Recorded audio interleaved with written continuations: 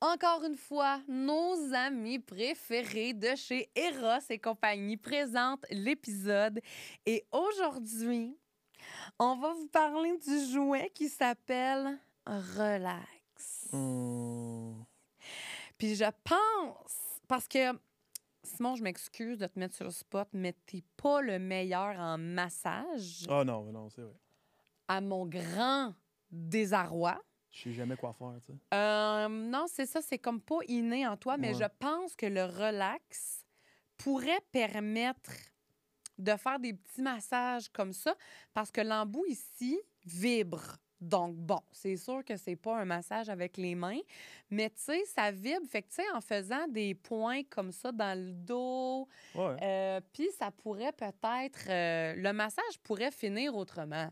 Ah, ben oui. Tu vois ce que je veux dire? Clin d'œil, clin d'œil. Wink, wink. OK. Donc, voici la forme du relax. Et là, je crois qu'il s'utilise de plein de façons différentes. Donc, on peut autant travailler avec l'embout ici en l'insérant à l'intérieur du vagin. OK. Je suis pas sûre de toutes les façons qui s'utilisent, en fait. Mais, bon, c'est sûr que c'est un vibromasseur. OK, là, je l'ai allumé. OK, il y a un plus ou un moins. Intéressant. OK, puis il y a encore... Il joue de la musique aussi, là, OK. Donc, Eros est fier de vous présenter le jouet le plus versatile, ça a l'air, Nice. de toute sa gamme. Vibromasseur, vibrateur clitoridien, le manche qui peut stimuler le point G. Ouais! Malaxeur. Il n'y a rien que le relax ne puisse faire. Non. Tu l'as dit, malaxeur, il vous fait même des muffins, mes chums. Alors que vous soyez en couple ou seul, il est parfait pour toute stimulation. On vous souhaite une bonne découverte avec le relax. Mais là, je paye juste... OK. Donc, moins plus pour... Moins plus d'intensité. Ouais.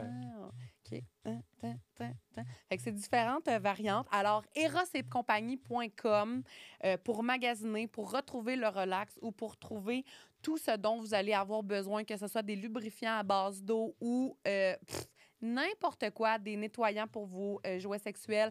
Donc, erosetcompagnie.com. Vous utilisez le code promo LI15 pour avoir 15 % de rabais sur l'entièreté de votre commande. Toutes les commandes sont confidentielles, by the way. C'est pas parce que vous utilisez le code promo du podcast Les Infertiles que quelqu'un va savoir qu'est-ce que vous avez commandé puis combien vous allez avoir payé, puis on saura même pas. Oh, et puis il te ship ça, genre super discrètement, là. Oh oui, il te Ton ship livreur, ça, il t'envoie ça. il t'envoie ça. Pardon? C'est vraiment discret, l'emballage dans lequel ça arrive. Ouais. On sait même pas que ça vient de chez Eros et compagnie. Fait que voilà. Bonne découverte, amusez-vous. Puis merci encore une fois à Eros pour ce beau partenariat. LI15 pour 15 % de rabais. Mouah! On ne peut passer sous silence l'immense, précieuse et généreuse aide que Littoral Marketing nous apporte au podcast Les Infertiles. Donc, Littoral Marketing, c'est votre agence spécialisée dans les entreprises régionales et touristiques. Gabrielle Darvaux est la femme derrière l'entreprise et elle habite dans une région éloignée, donc elle connaît très bien la réalité des entreprises en région et elle la comprend parfaitement. Gabrielle anime le podcast On jase marketing qui est présentement en pause mais qui va revenir prochainement.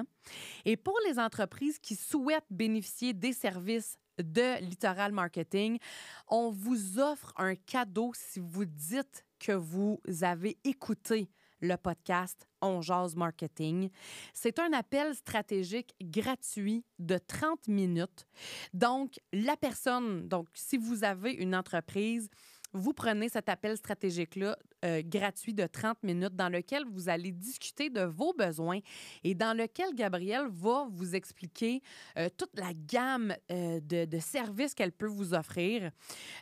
Donc, on va faire vraiment le tour complet du marketing de votre entreprise présentement et vous repartez avec une stratégie simple à mettre en place tout de suite pour augmenter votre visibilité. Mis à part ça, Littoral Marketing vous offre tout un volet hors ligne, que ce soit dans les médias traditionnels avec les événements et les interactions directes, les promotions et les relations publiques. Donc, on ne fait pas seulement des médias sociaux, mais on vous offre vraiment tout ce dont vous allez avoir besoin pour optimiser votre visibilité partout, même dans les endroits à plus haute fréquentation. Alors, si vous ne suivez pas déjà Littoral Marketing sur Instagram, allez faire ça, ça presse. Merci beaucoup, Gabrielle Darvaux. Merci, Littoral Marketing.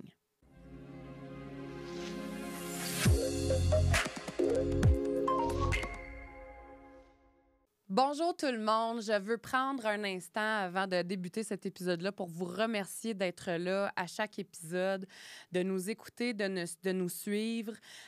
Puis j'oublie tout le temps de le mentionner aussi, mais si vous pouviez aller vous abonner à notre YouTube, à notre Spotify, je sais pas si on peut s'abonner aussi à notre Amazon, à notre compte sur Amazon Music, mais partout où vous allez vous abonner, ben mieux c'est pour nous. Puis si, en plus de ça, vous pouviez nous donner une note de 5 sur 5, s'il vous plaît, surtout sur Spotify, si vous pouvez nous donner un thumbs up sur YouTube, ça fait juste nous aider à se faire connaître puis à faire ressortir le podcast dans les recherches pour ceux et celles qui en ont besoin, qui recherchent du contenu sur l'infertilité, parce que vous savez très bien comme moi que des outils sur l'infertilité, de l'information claire et précise sur l'infertilité, il y en a peu et elle est difficile à trouver.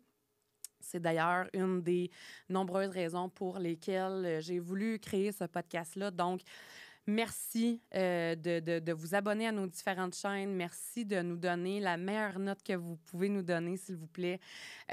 On fait ça bénévolement, Simon et moi. Donc, ça fait juste... c'est notre paye de savoir que vous êtes derrière nous puis que vous nous encouragez en nous donnant... c'est ça, ce petit coup de pouce-là, cette petite note-là sur Spotify, YouTube et peut-être... Apple Podcasts, notamment, ou Amazon Music. Donc, encore une fois, merci d'être là. Alors, je pense que ça va être un épisode très intéressant. Je crois que dans toutes les spécialités des maladies, c'est rare qu'on ait accès à ce type d'informations-là. On reçoit aujourd'hui une personne qui a travaillé les deux mains dedans. Et je parle ici de la loi entourant les traitements de procréation médicalement assistée. Elle a une formation multidisciplinaire en biologie, un doctorat en droit, une maîtrise sur la liberté de la recherche scientifique et elle a fait sa thèse de doctorat sur l'utilisation des renseignements personnels à des fins de recherche. Elle travaille pour la fonction publique du Québec et depuis 2018, elle occupe le poste de directrice du programme Santé Mère-Enfant au ministère de la Santé et des Services sociaux. Elle a fait la route de Québec à Sainte-Thérèse pour être avec nous en studio aujourd'hui, Madame Sabrina Fortin. Bonjour, Sabrina. Bonjour, bonjour à vous deux. Donc, comme j'ai mentionné d'entrée de jeu, tu as travaillé directement sur le programme de la couverture de la RAMQ pour les traitements de fertilité. Et c'est d'ailleurs toi-même qui es allé présenter la loi en commission parlementaire pour la faire approuver à l'échelle provinciale. Alors, je trouvais ça super pertinent de t'avoir avec nous aujourd'hui parce que pour nous, les gens qui vivons de l'infertilité, c'est d'avoir accès à de l'information à laquelle on n'aurait normalement jamais accès. Donc, on est vraiment privilégié de t'avoir avec nous aujourd'hui. Comme je mentionnais, je pense que c'est vraiment pas toutes les spécialités des maladies où qu'on peut savoir comment est-ce que la loi est faite, là, tu sais. Fait qu'on est très reconnaissant de ça. Puis vraiment, je pense que le mot, c'est privilégié. Donc, vraiment, merci d'être là. Est-ce que c'est toi qui as choisi / déterminé ce qui allait se retrouver dans la loi? J'ai activement participé, évidemment, mais le choix, ça appartient à toute la société, finalement. Là. C'est un choix collectif qu'on a fait. C'est ça, une loi, dans le fond, c'est qu'on vient déterminer qu'est-ce qui va être nos services, dans quoi on va investir notre argent public, dans quel service. Donc, ça a été un gros travail collectif, le choix des critères, des services qui allaient être assurés dans le cadre du nouveau programme, parce que moi, j'ai participé à la version 2 du programme de procréation assistée, hein, parce qu'il y avait eu une expérience antérieure. Fait que pour le ramener dans le cadre des services assurés, ça a été tout un exercice là, de consultation puis d'analyse de l'expérience qu'on avait vécue. Donc, c'est vraiment je dirais, je prendrais pas le crédit, je le donnerais, je le partagerais avec tous les experts qui nous ont accompagnés dans cet exercice-là. Fait que si on commence de la base, parce qu'on n'a aucune idée comment ça marche. Mm-hmm. J'imagine que, bon, à ce moment-là, la ministre de l'époque, Danielle Mécan, c'est elle qui a un peu ramené ce projet de loi-là sur la table en disant, bon, on veut repartir la machine. Elle s'est pas levée un matin pour dire, let's go, on embarque. Comment ça marche? D'où on part? Toi, ta job, après ça, tu embarques à partir de quel moment? On veut tout savoir. Explique-nous. OK. Je vais essayer de vous expliquer ça. Il y a une bonne complexité derrière, mais je vais essayer de rendre ça le plus clair possible pour vos auditeurs. Dans le fond, c'est ça, c'est une orientation politique. Donc, le gouvernement, c'était la CAQ à l'époque. Lors de sa campagne, il avait déjà annoncé qu'il souhaitait ramener le programme de procréation assistée. Donc, lorsqu'on a eu notre nouvelle ministre de la Santé, Mme Mécan, elle nous a donné l'orientation de ramener un programme qui serait... qui permettrait d'être maintenu dans le temps, mais qui serait aussi balisé au niveau financier, parce que l'expérience qui avait été connue de 2010 à 2015, c'est que le montant, le budget qui avait été alloué avait été largement dépassé, puis ça avait été problématique à cet égard-là. Donc, l'idée, c'était de trouver une façon d'avoir un programme, d'avoir des services qui sont assurés, comme n'importe quel service de santé, mais qu'on soit capable de contenir dans une enveloppe budgétaire à travers le temps. Donc, ça a été ça la commande qu'on a reçue. Donc là, il a fallu trouver comment est-ce qu'on allait faire ça, parce que c'est une chose de dire, ben oui, on va baliser le programme, mais on va le baliser comment, avec quels critères, puis comment est-ce qu'on va être capable d'appliquer ces critères-là, parce que ça aussi, c'est toute une démarche. Donc, il y avait eu... avec l'ancien programme, une grande étude, analyse qui avait été faite par le commissaire santé-bien-être. Ça, c'est une instance gouvernementale, dans le fond, qui vient étudier la performance du système de santé. On leur avait demandé de regarder l'ensemble des services de procréation assistée puis de voir qu'est-ce qui fait qu'on a eu tous ces dépassements de coûts-là, qu'est-ce qui fait que ça n'a pas bien été. Il y avait eu quand même aussi de l'opprobre. La population avait nommé qu'il y avait des dérives. Il y avait eu beaucoup d'articles de journalistes produits sur certains aspects de l'ancien programme qui n'étaient pas adéquats, tout ça. Donc, le commissaire a fait un gros travail, le gros rapport vraiment étoffé, de l'analyse de la donnée très, très, très, très soutenu. Donc, on avait cette base-là, puis on avait quand même eu un programme pendant 5 ans, donc avec de la donnée aussi qui nous permettait d'analyser en rétrospective qu'est-ce qui s'était passé. Puis le commissaire avait quand même énoncé aussi un certain nombre de balises sur lesquelles on aurait pu se guider, là. Notamment le nombre de cycles, le nombre, quelle activité, quel type de... Comment on peut venir restreindre, dans le fond, l'accès à certains services plus que d'autres. Donc, on avait cette base-là.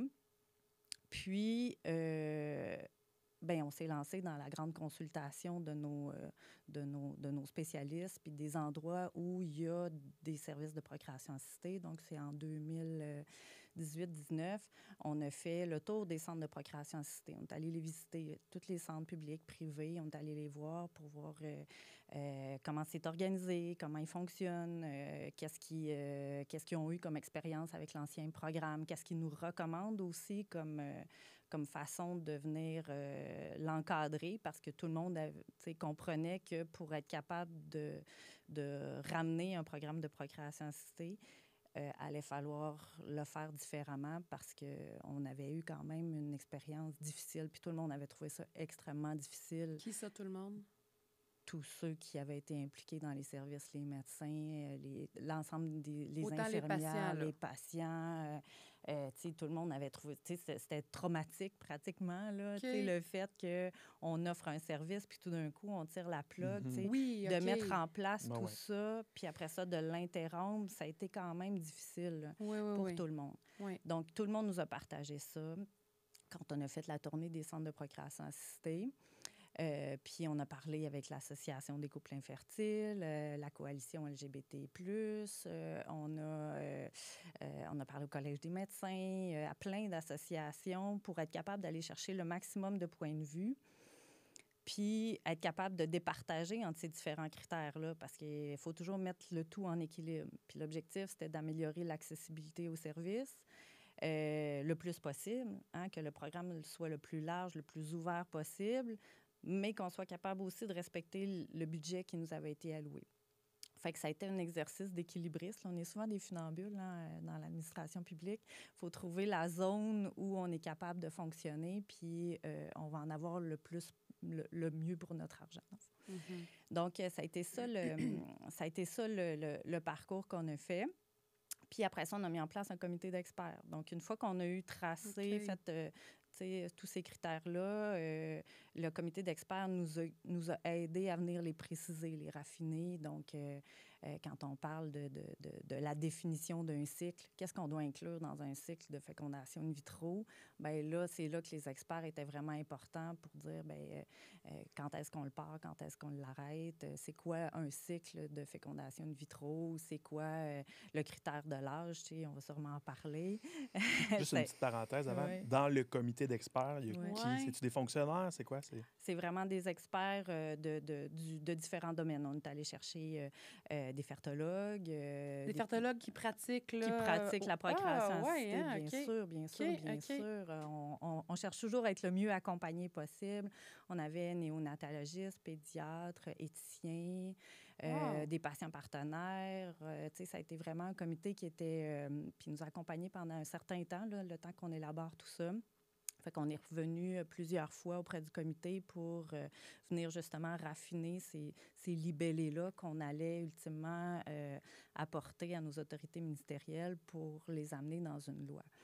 Donc, ça a été ça, je dirais, là, en grande ligne, le processus qui nous a amené à définir les critères. Puis je dirais que sur la base de ce qu'on avait connu, de ce que le commissaire avait donné comme suggestion, puisque tout le monde avait comme attente. Comme attente, mais aussi comme vue, parce que tout le monde voulait que le programme revienne. Fait que c'est quoi, je veux dire, la base qu'on veut qui va nous permettre de se relancer dans ces services-là. Comment le ramener le plus efficacement possible en respectant le budget et tout ça. C'est ça. Fait que tout le monde est arrivé pas mal assez rapidement à définir les mêmes critères. Puis j'explique ça comme un nuage de points. Là. À un moment donné, il y a plein de petits points. Puis là, la ligne se dessine, cette fameuse ligne là, d'équilibre où on peut fonctionner, ça s'est dessiné avec tout cet exercice-là, finalement. Je veux revenir. Tantôt, tu as parlé qu'il y a eu toute une analyse pour étudier c'était quoi les dépassements de coûts, qu'est-ce qui n'avait pas bien fonctionné. C'était quoi les dépassements de coûts, puis c'est quoi qui n'a pas bien été? Est-ce que tu t'en souviens? C'est le commissaire qui l'a documenté. Fait que ça, c'est écrit. Là, tout le monde peut aller public, là? Oui, peut aller lire dans le rapport. Le commissaire? Commissaire santé bien-être. OK. Nous, on l'appelle affectueusement le CSBE. C'est son petit acronyme. Okay. On aime ça, les acronymes dans la fonction publique. Puis c'est ça. Donc, là, il avait documenté là, plein d'exemples. Des parents avec des futurs parents avec des enjeux au niveau de la capacité parentale qui se sont ramassés, là, puis là, DPJ. Après ça, des femmes avec des conditions de santé limites ou des âges avancés, puis là, on poursuit des traitements peut-être trop longtemps, puis on amène des problèmes de cet ordre-là. Fait que, il y avait différents cas qui étaient documentés dans ce rapport-là, puis qui ont fait, malheureusement, grand bruit, puis qui ont eu un effet au niveau de l'acceptabilité sociale des services, puis du programme, puis des coûts que ça amenait. Puis les dépassements de coûts ça a monté jusqu'à 68 millions, là, les investissements de l'ancien programme, puis c'était pas ça le budget initial. Fait que, bref, c'est ça qui était très bien documenté là, dans le rapport. C'était quoi le budget initial? Ça, Non. non, j'ai pas cette information-là. OK, bon, c'est pas grave. Est-ce que le nouveau budget était, quand on vous a donné l'enveloppe, de dire voici l'enveloppe budgétaire qu'on vous donne, faites-nous une loi avec ça, est-ce que ça vous semblait réaliste à ton équipe et toi comme budget? Considérant que ça avait dépassé, là, tu sais, que les coûts avaient été dépassés de 68 millions. Là. Comment je dirais ça? Nous, on n'est pas là pour avoir une opinion. Bien sûr que j'ai une opinion, là, mais on est là pour travailler avec le cadre qu'on nous donne. Dans le sens où on nous a donné ce budget-là qui était quand même conséquent. Puis on a essayé de trouver une zone où on était capable quand même d'offrir des services qui soient, comme je disais tantôt, tu sais, qui puissent rendre accessibles les services de procréation assistée. L'objectif, dans le fond, c'est de rétablir des chances devant l'idée d'avoir un enfant, puis de permettre au plus de monde d'y avoir accès à ce rêve parental-là. Puis c'est ça qu'on a essayé de faire avec l'enveloppe qu'on avait. Puis un budget, on en voudrait tout le temps plus. Ben oui. Tout le monde en voudrait tout le temps plus. Puis moi, je m'occupe de la procréation assistée, mais je m'occupe de l'obstétrique, de la pédiatrie, de la néonate. Puis dans tous mes secteurs, je prendrais plus d'argent tout le temps. fait que ça, c'est sûr que les besoins sont tellement grands en santé, ça évolue tellement vite, il y a tellement de nouvelles choses qu'on voudrait faire différemment, qu'on voudrait faire mieux, mais à un moment donné, c'est nos impôts, c'est les vôtres, c'est les miens, c'est ceux de toute la société. Donc, il faut trouver un endroit où on est capable de payer ce qu'on veut. Puis c'est ça qu'on a essayé de faire avec le budget. J'avais une question, une drôle de question. Peut-être, je ne sais pas si tu as la réponse, mais justement, tu sais, que la PMA tombe sous le programme de santé mère-enfant avec l'obstétrique puis le deuil périnatal, la périnatalité. Pourquoi ça tombe sous cette direction-là puis pas sous une autre direction? Non, tu sais pas. Bien, je sais pas. Je sais pas sous quelle autre direction ça pourrait aller. Pour nous, ça a un sens, dans le sens où les services de procréation assistée vont être organisés autour des services des gynéco-obstétriciens, les fertologues, c'est cette spécialité-là. Puis c'est déjà des acteurs avec qui nous, on travaille pour l'obstétrique ou pour d'autres secteurs. Puis l'objectif, c'est d'avoir un enfant. Fait que là, c'est des politiques natalistes comme on en a dans nos autres secteurs. Donc, on essaie d'avoir les meilleurs services d'obstétrique au Québec, puis d'avoir un service de procréation assistée, ça complète le continuum. Je pense que je me posais la question parce que puis je le sais pas. Est-ce que, par exemple, les autres maladies au Québec tombent toutes chacune sous une différente direction ou ils sont comme juste des maladies, puis là, la maladie de l'infertilité, elle est comme traitée à part? C'est comme... Comprends-tu ce que je veux dire? Comme est-ce que, mettons, parce que ça, la question que je pose, je le sais pas, là, j'ai pas fait de recherche comme je viens de penser à ça là. Est-ce que les maladies au Québec qui sont reconnues comme des maladies tombent dans, je sais pas, ont le même traitement ou tombent sous la même direction, je sais pas moi, de la santé en général? Puis là, si oui, tu sais, pourquoi est-ce que l'infertilité tombe pas dans ce même bateau des maladies-là, tu sais? Bien, peut-être que là, ce qu'il faut expliquer, c'est comment c'est... Tu sais, il y a comme une direction de la santé physique, une direction des services sociaux. Tu sais, si on définit les grands... Puis la santé publique, tu sais, c'est ça, les grands univers au ministère de la Santé. Puis dans l'univers de la santé physique, il y a les services hospitaliers, il y a les services mère-enfant. Moi, je travaille sur un continuum de soins. Donc, c'est pas nécessairement classer la direction de telle maladie ou de telle... Non, c'est plutôt par regroupement en lien avec l'organisation des services de santé physique, services sociaux ou de santé publique, là, si je peux définir ça simplement. Fait que là, la PMA, c'est dans les services sociaux, c'est ça? Non. Non? Santé physique. Santé physique. OK. Ouais. Puis les autres maladies, OK, tu as dit services sociaux, physique, puis santé publique. Les autres maladies, est-ce qu'elles sont dans santé publique? sont dans santé physique. Il y en a plein dans Ah santé oui? physique. Oui, OK, oui, OK. oui, oui, oui. OK, parfait. C'est tout à fait à la bonne place. Oui, OK. Bon, bien super. Ça, je suis contente de savoir ça.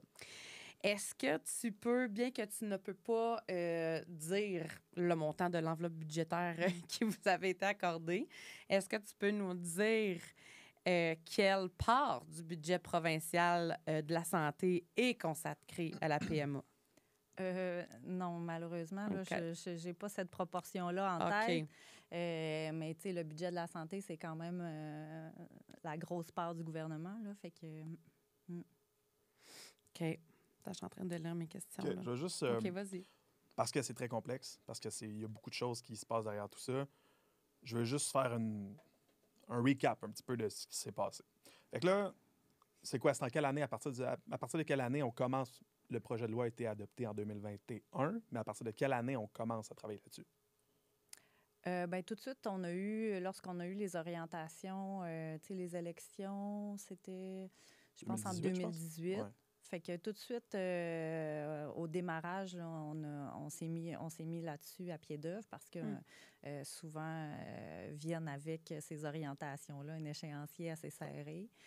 Donc, rapidement, là, très rapidement, au début de ce nouveau mandat-là. OK, fait que 2019. 2018. Ouais, OK, 2018, OK. 19. OK, 18-19. OK. Nous, on est en année financière, là, fait que OK. 18-19. OK, parfait. Fait que là, à partir de 2019, on rencontre, comme on a dit, on rencontre les différentes cliniques de fertilité partout au Québec. On recense un petit peu ce qu'eux aimeraient avoir dans le projet de loi. On prend les recommandations. Évidemment, on garde toujours en tête le budget qui est associé à ça. Après ça, on forme le comité d'experts, comme on a dit tantôt. Puis après ça, on fait quoi? Mais après ça, une fois qu'on a défini les critères qui pourraient encadrer le programme, on les a soumis à nos autorités et on dit, ben bravo, avec ça, on devrait être capable. Puis là, on a transformé ça en texte de loi pour être capable de l'inscrire. Puis ça venait modifier la loi de l'assurance maladie, donc venir inscrire des services assurés dans la loi de l'assurance maladie, puis de venir modifier certains aspects de la loi parce qu'il y a une loi qui sur les activités cliniques et de recherche en matière de procréation assistée qui vient, je dirais, encadrer là, la pratique des centres de procréation assistée, les permis, les inspections, tout ça se retrouve dans une loi particulière. Donc, on a transformé ces critères-là en texte de loi, puis on les a présentés à l'Assemblée nationale. C'est le ministre Carman qui était le ministre responsable à ce moment-là. Donc, tu le rappelais, j'ai eu la chance de l'accompagner là, dans la commission parlementaire, l'étude article par article. Puis là aussi, tout ça, c'est un autre processus de consultation. Là, les différentes personnes intéressées peuvent venir déposer des mémoires. Donc là, on a eu encore... ils ont eu encore l'occasion de venir nous dire qu'est-ce qu'ils souhaiteraient, si c'est correct, si c'est pas correct, la manière dont on a écrit ça dans la loi. Puis de manière générale, les commentaires qu'on a reçus à ce moment-là étaient quand même assez positifs. Là. Les gens trouvaient qu'on avait trouvé justement la zone, là, le sweet spot où on pouvait repartir un programme qui soit satisfaisant. Fait qu'on a eu les mémoires qui étaient plus de nature de professionnels ou de la population, les associations de patients aussi se sont prononcées. Puis après ça, il y a eu tout le processus avec les députés, les parlementaires. Donc, les commissions parlementaires, c'est ça que ça fait. Là, on regarde chacun des articles, on les passe avec eux. Puis c'est l'occasion où les différents partis d'opposition peuvent venir donner leur avis, leurs commentaires, puis faire évoluer la loi. Puis ça aussi, c'est un autre moment où on peut venir raffiner le texte, s'assurer qu'il n'y a pas d'incohérence ou d'aberration, puis qu'on arrive à quelque chose qui s'applique aussi dans la réalité, parce qu'au final, il y a des médecins qui doivent les appliquer, ces critères-là qu'on a déterminés. Donc, ça tient-tu la route? Donc, c'était un autre moment où on a eu l'occasion de tester notre produit, finalement. Okay. Puis voilà. Puis finalement, en novembre 2021, la loi a été sanctionnée. Et puis là, ben on a... les cliniques se sont mis à déborder. Les cliniques se sont mis à déborder de toutes parts. Oui, c'est ça. Ouais. Puis c'est ça. Puis tu sais, on l'avait anticipé quand même qu'on allait avoir une espèce de backlog, là, où il y avait tout le monde savait que ça s'en venait, fait qu'il allait y avoir cette affluence-là. Puis je ne sais pas si vous allez vous en souvenir, mais c'était la pandémie. Oui. On était on était là-dedans, nous autres. Oui, oh là là, oui. Fait que c'est ça. Fait que, tu sais, c'était le réseau de la santé était dans une espèce de moment extrêmement difficile. Ça débordait de partout. Les infirmières, l'obstétrique, c'était vraiment difficile. Fait que le plan qu'on avait imaginé au moment avant la pandémie, tu sais, où on souhaitait développer dans certains centres hospitaliers les services publics, bien là, c'était vraiment difficile de faire ça. C'était même pas possible. Tu sais, toutes les infirmières étaient dédiées à d'autres activités. On était vraiment sur les services essentiels.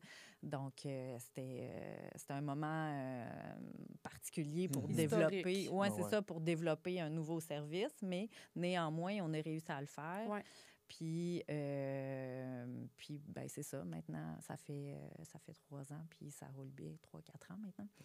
Ça roule bien, puis c'est ça. Puis c'est un programme qui, en tout cas, je pense, répond très bien aux besoins. Puis on est en train de l'évaluer, là, donc on aura probablement plus d'informations puis de retours, mais ça va nous permettre de voir si, comme nous, on le perçoit, ça reste si c'est un succès comme on le perçoit. Je vais dire comme ça. On va y revenir d'ailleurs Ouais, OK. à ça. Dans toutes les suggestions, recommandations que vous avez récoltées, parce que tu l'as dit, vous avez fait le tour des cliniques, vous avez travaillé avec l'Association Infertilité Québec. Vous avez récolté aussi des témoignages de gens infertiles qui sont passés par ces traitements-là. À quel point les suggestions, les recommandations qu'on vous a émises sont reflétées dans la loi? Je dirais quand même pas mal. Quand même pas mal parce que les gens avaient... Tout le monde concevait que ça devait être balisé. Fait que même des tout le monde, même les patients, là. Même les patients. Okay. L'Association Infertilité Québec, on a eu beaucoup d'échanges avec eux, puis ils concevaient que si on voulait repartir les services, il fallait y aller de manière plus serrée, avec l'idée de faire évoluer le tout, comme on fait évoluer n'importe quel service de santé. Ouais. On venait normaliser à quelque part un nouveau programme. Puis ça, je pense que tout le monde le concevait bien. Là. Fait qu'on n'a pas... on n'a pas eu trop de mal à définir ces critères de base-là. Qu'est-ce qui revenait le plus souvent dans les recommandations? Un cycle assuré. Minimum, j'imagine. Un cycle assuré minimum. Mais en même temps, ça prenait un maximum aussi. Fait que tout le monde donnait aussi le fait que ça prenait un maximum au nombre de cycles. L'âge maternel, quand même assez. Ça, là, je comprends pas. On peut en parler. Oui. Oui. Parfait. Maintenant? On peut en parler maintenant. Non, je vais te laisser finir les autres critères, là, mettons. Qu'est-ce qui revenait là, le plus souvent? Là, fait que là, tu as parlé, OK, de l'âge revenait, le minimum, le maximum de cycle revenait. Y avait-tu d'autres choses? Stérilisation volontaire. Ça veut dire quoi, ça? Dans le fond, c'est que si un homme avait eu une vasectomie... Oui. Ah oui. Puis là, il voulait comme réinverser. Oui, c'est ça. Il voulait... ça, c'était... Comme il y avait eu un choix quand même remboursé par l'État de faire ce premier acte-là, bien là, c'était comme un peu difficile, en tout cas dans un premier temps, dans un retour de programme, de payer pour ces couples-là. Fait que ça, c'est une balise qui a été... je dirais, qui nous a été souvent rapportée. Oui, c'est ça. Fait que pour être cohérent ou équitable avec d'autres qui n'ont pas eu cette chance ou la chance de faire ce choix-là, c'était une balise qui s'est dessinée. Fait que c'est un exemple. OK. L'âge. On a reçu Marie-Claude Savard à notre premier épisode officiel de la saison qui a eu son premier enfant à 44 ans. Elle a été en clinique de fertilité près de 10 ans avant d'avoir son premier enfant. Donc, elle était comme dans sa mi-trentaine quand elle a commencé à investiguer, qu'est-ce qui se passait. Et même rendue à 41 ans, tout fonctionnait. Elle avait des cycles réguliers, une belle réserve ovarienne, fait que ce que j'ai abordé notamment dans cet épisode-là avec elle, c'est plutôt que de se fier à un chiffre d'âge, pourquoi est-ce qu'on ne se fie pas à la condition ou à l'état du système reproducteur de la patiente et du patient plutôt que de regarder l'âge? Parce que, à l'inverse, il peut y avoir des jeunes de 25, 30 ans qui vont être en ménopause précoce, mais sont jeunes. Fait que, mais ils sont quand même pas fertiles parce que la vie, c'est comme ça, parce qu'ils n'ont pas choisi ce qui leur arrive. Et à l'inverse, c'est aussi vrai, il y a des femmes de 40, 42, 43 peut-être même, qui vont avoir encore une très belle réserve ovarienne, des cycles menstruels réguliers et qui donc devraient être capables de faire des bébés, des embryons, tu sais, peu importe. Donc, comment ça se fait que plutôt que de dire... Tu sais, c'est parce que, selon moi, la balise devrait être...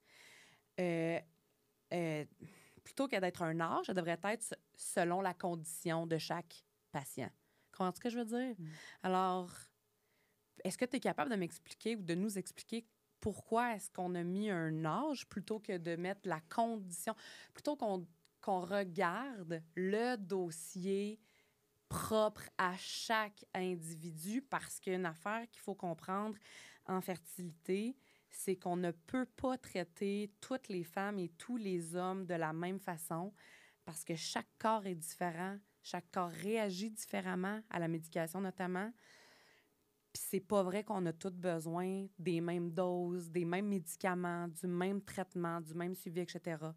Donc, oui. Donc, pourquoi un âge plutôt que de porter une attention particulière à la personne qui est devant nous? C'est tout à fait clair que l'infertilité, c'est une condition hyper complexe, multifactorielle, puis que chaque cas est unique. Ça, il n'y a pas de doute là-dessus. Quand on regardait les données de l'ancien programme, les statistiques, puis là, moi, je suis pas dans je suis pas médecin, je suis pas dans la dynamique clinique du cas par cas, je suis dans les aspects populationnels. Ouais. Donc, quand on regardait au niveau populationnel, qu'est-ce qui s'était passé dans l'ancien programme, parce qu'on avait de la donnée quand même considérable, c'est le Collège des médecins, entre autres, qui a regardé, qui a fait le tour des centres de procréation assistée puis qui a produit cette analyse-là. On regardait que le taux de naissance vivante, c'est ce qu'on souhaite, hein? Le taux de naissance vivante en deçà de 35 ans était autour de 40 %. Puis là, j'y vais, tu sais, à grand trait. Il y a toutes sortes de nuances puis de précisions, là, mais je vais pour que ce soit simple. En bas de 35 ans, c'était autour de 40 %. À 40 ans, on était rendu à 20 %. Puis quand on était à 43 ans, on était à 6-7 %. Fait que ça décroît vraiment très rapidement. Donc, nous, notre objectif, c'était d'avoir un programme qui soit performant, puis pour... Encore une fois, là, je veux dire, pour qu'on en ait un maximum pour l'argent qu'on y investit. Donc, il y avait ce premier constat-là qu'à un certain moment donné, chaque nouvelle naissance nous coûte vraiment plus cher parce que c'est plus difficile de l'atteindre. Ça prend plusieurs itérations, ça prend plus de traitements. Ensuite,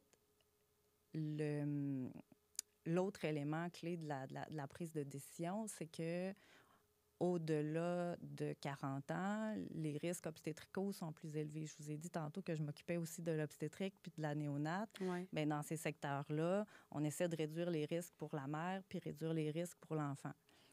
Puis au-delà de 40 ans, on le sait qu'il y a plus de fausses couches, il y a plus de prématurité, il y a plus de bébés de petits poids, des risques pour la santé de l'enfant, cardio-respiratoire, retards mentaux, tout ça. Fait que ça, c'est super documenté, là. Fait que nous, on se retrouvait vraiment dans une posture où on se disait, ben là, c'est quand même, on peut pas entraîner des grossesses qui pourraient avoir ces risques-là. Le comité d'experts parlait de risques cumulatifs.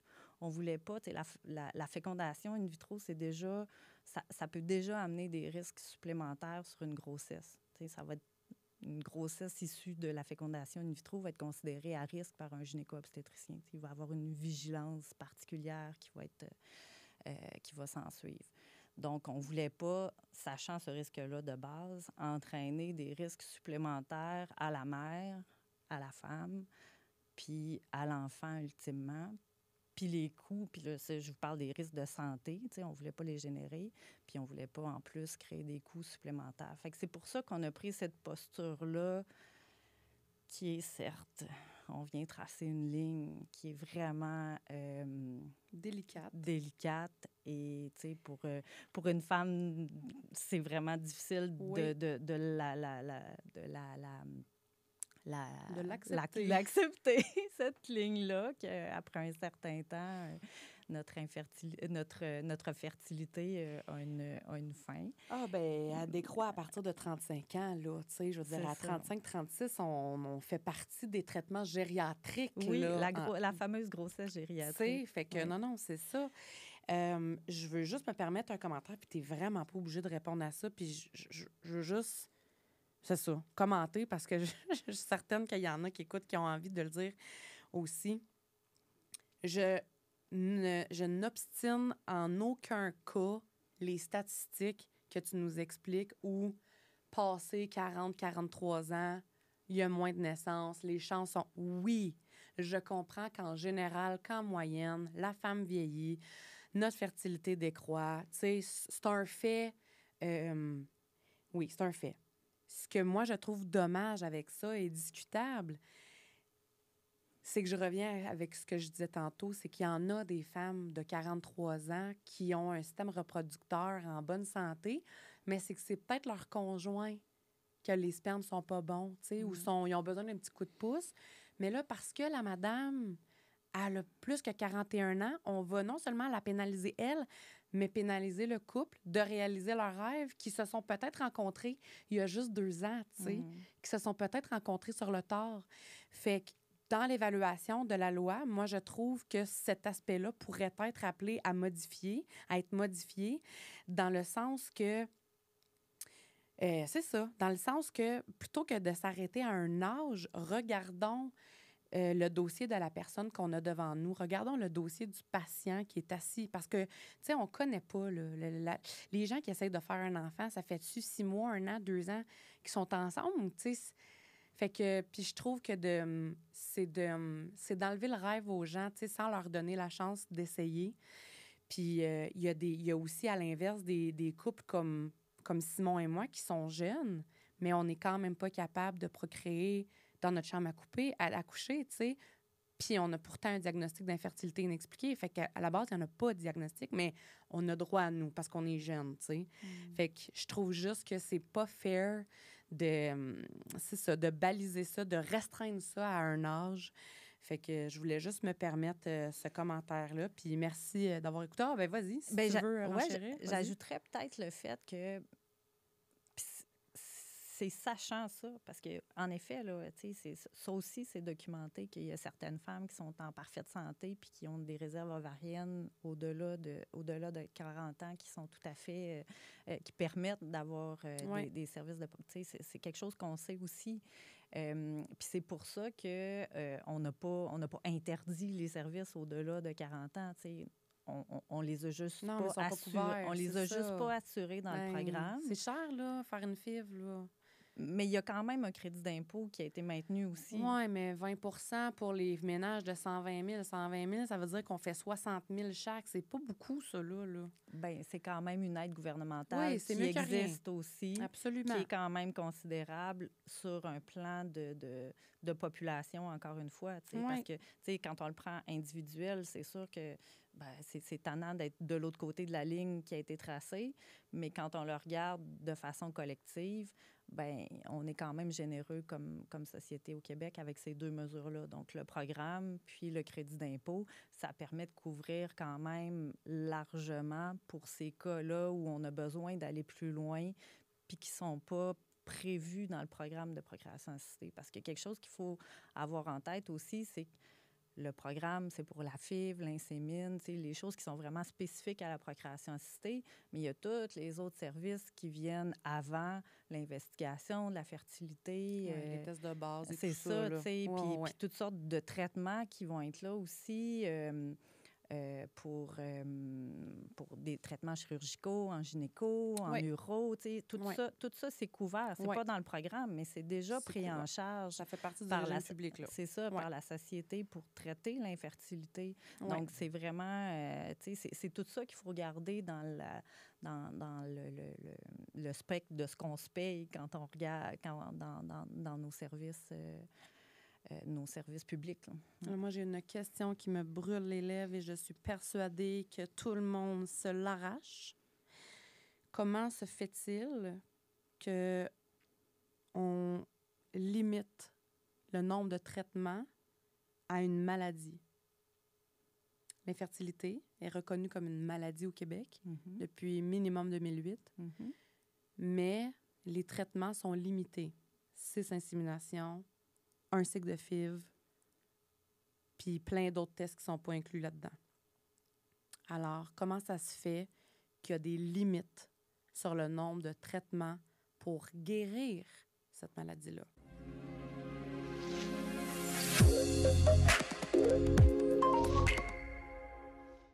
Petit rappel d'aller suivre sur Instagram Littoral Marketing, votre agence spécialisée dans les entreprises régionales et touristiques qui vous offre des stratégies marketing 360 degrés.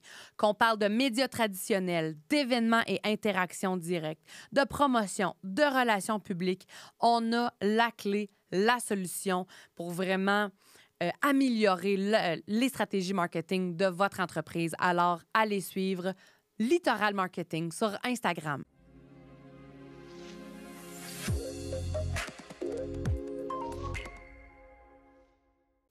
Bien, tu sais, peut-être que je reprendrai avec ce que j'étais en train de dire. Il y a déjà plein de services qui sont qui visent à rétablir la fertilité, les traitements chirurgicaux, tout ça, c'est déjà couvert. Puis comme d'autres services, je veux dire, il y a des traitements dentaires qui ne sont pas couverts, il y a des traitements oculaires qui ne sont pas couverts. Quand on va chez l'optométriste, quand on va chez le dentiste, c'est pas couvert. C'est nos assurances privées qui vont les prendre. C'est d'autres modalités parce qu'on s'est dit dans notre société que ça coûtait trop cher puis on ne se le paye pas collectivement. C'est à chacun de prendre en charge ce petit bout-là. Fait que, tu sais, il y en a plein des exemples où c'est des conditions de santé puis on les a pas collectivement pris dans notre panier de services publics. On les a maintenus à côté ou on a pris seulement des petits bouts. T'sais, on paye pour la santé des enfants, santé dentaire des enfants, mais pas pour les adultes. Ou on paye certains services en hospitalier, mais pas en cabinet privé. Fait que, tu sais, il y en a d'autres, des exemples où on s'est tracé des limites comme celle-là. Puis, ben c'est ça. C'est des choix collectifs qui sont faits. Je comprends, là, tu sais, tous les autres tests en gynécologie, en obstétrique, tu sais, qui sont faits et qui sont couverts par le régime public, mais ça s'applique aussi à toute autre condition médicale ou à toute autre maladie, tu sais. Je pense que comme... Puis le but ici, puis notre but ici, c'est jamais de comparer une maladie avec une autre, parce que ça se fait pas, de toute façon. Mais, tu sais, puis là, j'ai pas d'idée de maladie qui me viennent en tête, mais c'est sûr qu'il y a d'autres maladies où on va aussi couvrir par le régime public d'autres traitements comparables, par exemple, à une laparoscopie ou, tu sais, pour vraiment aller aider de rétablir la fertilité, tu sais, comme tu disais tantôt. Fait comme, en tout cas, c'est sûr que moi, en tant que porte-parole de la cause au Québec, et tous les autres, et toutes les autres personnes, les 100, 200, 300 000 personnes au Québec qui vivent de l'infertilité, c'est sûr qu'on ne trouve pas ça juste de se voir limiter nos traitements, surtout quand que c'est reconnu comme une maladie. Fait que c'était juste important pour moi. Je me devais de le dire. J'aimerais ça faire du pouce là-dessus un peu, puis ce sera la dernière question avant de passer à un autre sujet. Mais quand on travaille à l'élaboration de la loi, qu'est-ce qu'on garde en tête le plus souvent? Est-ce qu'on garde en tête la population québécoise et ses besoins ou on garde en tête on a un budget puis on a des balises à respecter qui viennent de plus haut que nous? On garde toujours en tête la population et ses besoins. C'est pour... Tu sais, moi, je suis payée par le public. Par nous. Oui, c'est ça, là, tu sais. Fait que moi, c'est ça qui m'anime. dans mon travail, c'est d'être capable de rendre le meilleur service à la population finale, qui soit le plus accessible puis le plus adéquat possible, de qualité, tout ça. Mais encore une fois, en respectant quand même les balises qui sont celles qui nous sont fixées, budgétaires, matérielles et autres, là. Donc, mais toujours, c'est les personnes qui vont bénéficier des services à qui on pense, parce que c'est pour ça qu'on fait ce travail-là. La fonction publique, c'est un travail bien particulier. Puis si on n'a pas ça en tête pour animer nos journées, c'est pas possible, parce que c'est un travail qui est quand même de l'ombre, difficile. Tu sais, on est toujours en train de faire cet équilibre-là dont je parlais tantôt. C'est pas évident. Donc, il faut vraiment être animé par cette mission-là d'offrir les meilleurs soins et services pour la population du Québec, là. C'est vraiment ça qui nous... Tu as parlé de satisfaction tantôt. Tu as dit les gens sont quand même assez... tu sais, la réception est bonne par rapport à la loi, par rapport à ce qui est inclus là-dedans. Qui est satisfait? À qui tu fais référence quand tu dis que les gens sont satisfaits en général?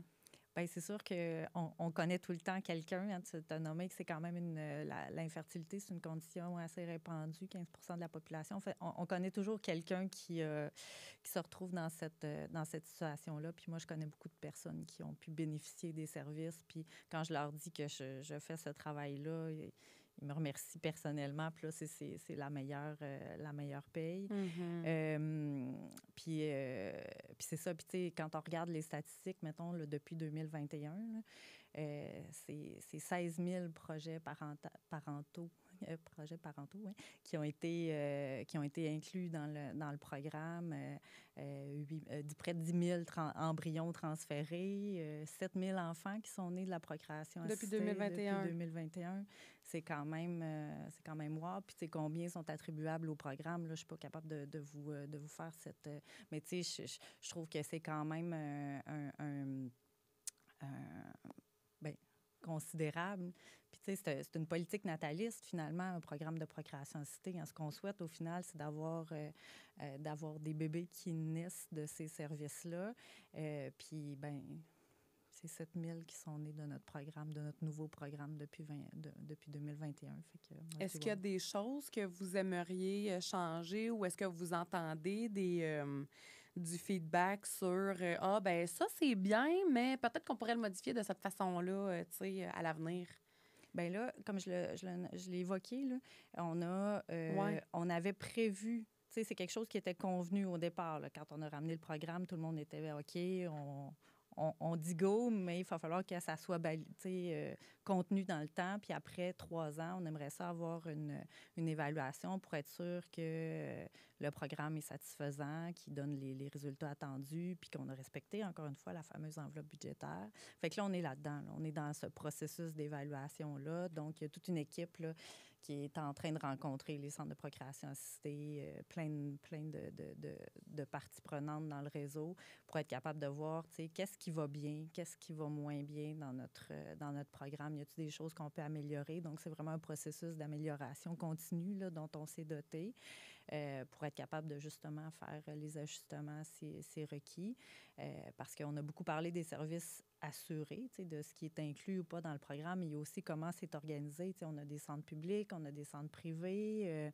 Quels sont les liens qui existent entre chacun? Est-ce que la population, c'est facile pour elle d'avoir accès aux services? Il y a des gens en région, il y a des gens qui souhaiteraient avoir des cliniques plus près de chez elles. Qu'est-ce qu'on est capable de faire comme organisation de services aussi pour répondre le mieux possible aux besoins de tous les gens du Québec, peu importe où ils se trouvent? Fait que ça, c'est quelque chose qu'on avait aussi dans nos intentions en ramenant le programme, c'était de le délocaliser le plus possible pour pas que ça soit juste sur Montréal ou Québec. Donc, avec des centres régionaux, puis une implication un peu plus grande de ces centres-là. Donc, ça va être l'occasion, dans le cadre de l'évaluation, d'aller voir, d'aller mesurer leur satisfaction de ces centres-là, comment ça va, qu'est-ce qui va pas. Puis c'est quand même...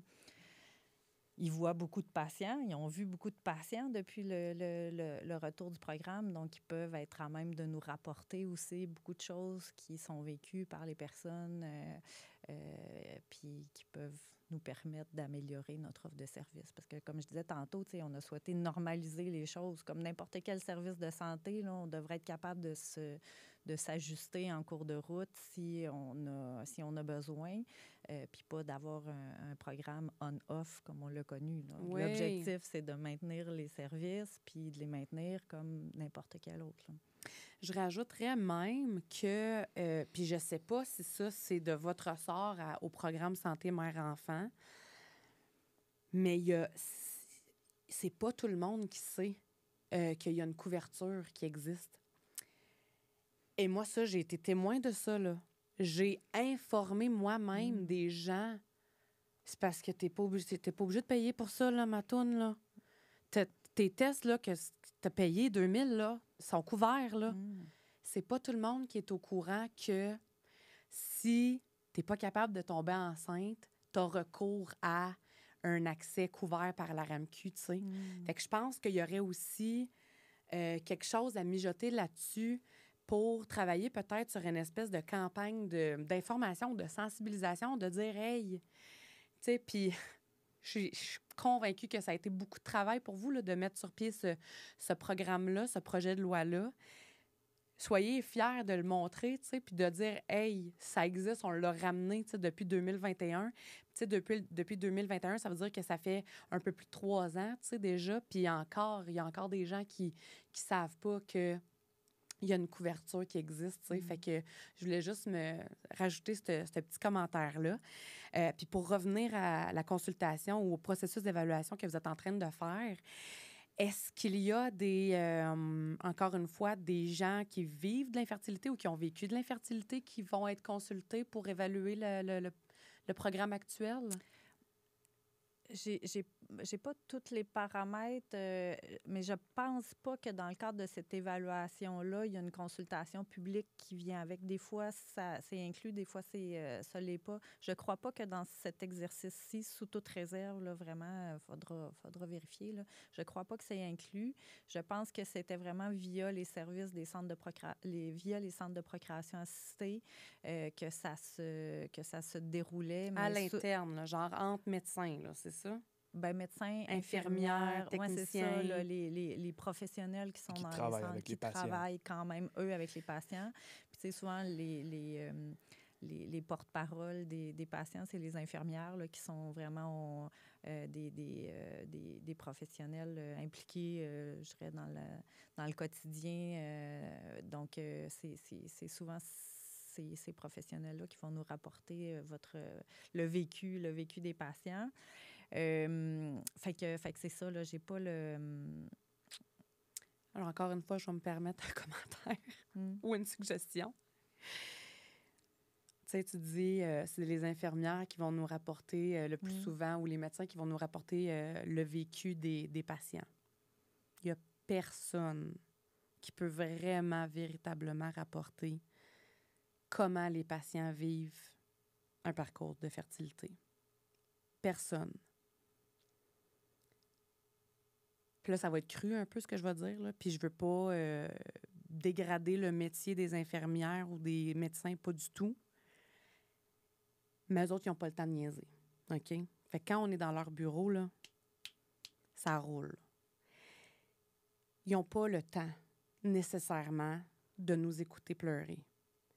Puis d'aborder nos émotions avec nous, puis la détresse psychologique qu'on vit, puis l'épuisement, puis le fait qu'on est en arrêt de travail parce qu'on n'en peut plus. Puis le stress qui vient avec ça aussi, de dire « j'ai un cycle de fécondation in vitro, puis si ça ne marche pas, moi, j'ai même pas 25 cents dans mes poches à mettre pour recommencer. Fait que ça se peut que je doive m'endetter pour réaliser le rêve le plus viscéral que j'ai à l'intérieur de moi, de devenir mère, de devenir père. Il n'y a pas un professionnel, à moins qu'ils l'ont vécu eux autres aussi, l'infertilité, là, qui, je crois, peut vraiment, véritablement et profondément savoir ce par quoi les patients, ou devrais-je dire les clients, vivent ou passent. Ma recommandation ici serait que dans le processus d'évaluation, vous incluez de façon massive des gens qui sont passés par le programme, des gens qui l'ont expérimenté, des gens qui sont passés en clinique de fertilité, puis que autant ceux pour qui ça a fonctionné que pour ceux que ça n'a pas fonctionné, tu sais. Je pense, puis de poser les mêmes questions que vous posez aux médecins ou à quelques différences près, tu sais, parce que oui, bon, les médecins, vous voulez avoir leur avis médical sur des technicalités, j'imagine. Mais tu sais, c'est ça. Je pense que c'est important d'écouter, tu sais. Tu Bien dis que sûr. vous travaillez pour le bien-être de la société. Bien, si vous travaillez vraiment pour le bien-être de la société, là, c'est à eux qu'il faut s'adresser. C'est à la société qu'il faut s'adresser. Je viens comme émotive, là, je veux pas pleurer. Fait que c'est ça. Fait que je pense que c'est vraiment vers eux qu'il faut se tourner.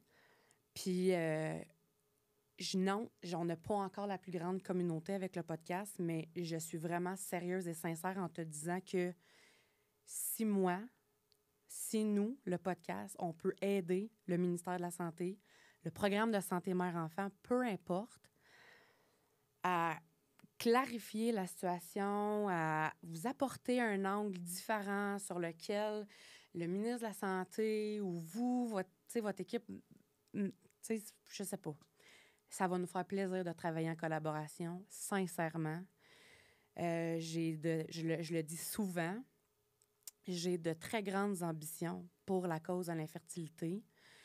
Puis je ne demande que ça, d'avoir des alliés, d'avoir des gens avec qui développer des solutions, des outils pour la population.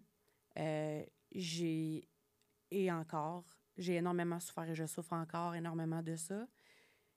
Puis personne ne devrait vivre cette souffrance-là. Fait que pour améliorer le tout, puis pour, c'est ça, atténuer la détresse des gens, puis cette maladie-là va être vécue par de plus en plus de gens au Québec. Donc, pour atténuer cette souffrance-là provinciale, moi, ça va me faire plaisir de m'asseoir, passer des heures, puis travailler vraiment en collaboration avec les gens qui le veulent bien, puis les gens qui veulent le bien-être de sa population.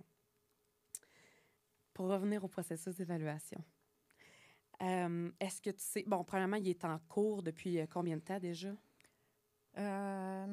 Ça fait plusieurs mois là, que c'est débuté. C'est comme une autre équipe là, qui est responsable de ça. Ah, là. c'est pas vous autres pantoute, là? Non, c'est pas nous parce que nous, on le met en place, fait qu'on s'auto-évalue pas. Là. Mais c'est-tu sous mère-enfant quand même, Non. l'équipe? Non, même Non, pas. c'est une autre direction qui est comme responsable de l'évaluation, qui est comme externe. De stats, genre.